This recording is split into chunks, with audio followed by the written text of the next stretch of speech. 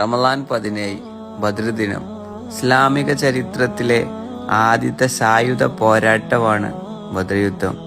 യൗമുൽ ഫുർഖാൻ എന്നാണ് ബദ്ർ യുദ്ധത്തെ ഖുർആൻ വിശേഷിപ്പിച്ചിട്ടുള്ളത്. പ്രവാചകൻ മുഹമ്മദ് നബി സല്ലല്ലാഹു അലൈഹി വസല്ലമയുടെ നേതൃത്വത്തിൽ മദീനയിലെ മുസ്ലിങ്ങളും മക്കയിലെ ഖുറൈശികളും തമ്മിൽ ഹിജ്റ 2-ാം വർഷത്തിലെ റമളാൻ 17 വെള്ളിയാഴ്ചയാണ് ബദർ എന്ന പ്രദേശത്ത് വെച്ച് ഏറ്റുമുട്ടുന്നത്. അന്ന് മുസ്ലിങ്ങളുടെ പക്ഷത്ത് 313 ആളുകളും 2 കുതിരകളും 70 ഒട്ടകങ്ങളും മാത്രമേ ഉണ്ടായിരുന്നുള്ളൂ. എന്നാ ഖുറൈശികളുടെ പക്ഷത്തോ 950 ആളുകളും 100 കുതിരകളും 170 ഒട്ടകങ്ങളും ഉണ്ടായിരുന്നു.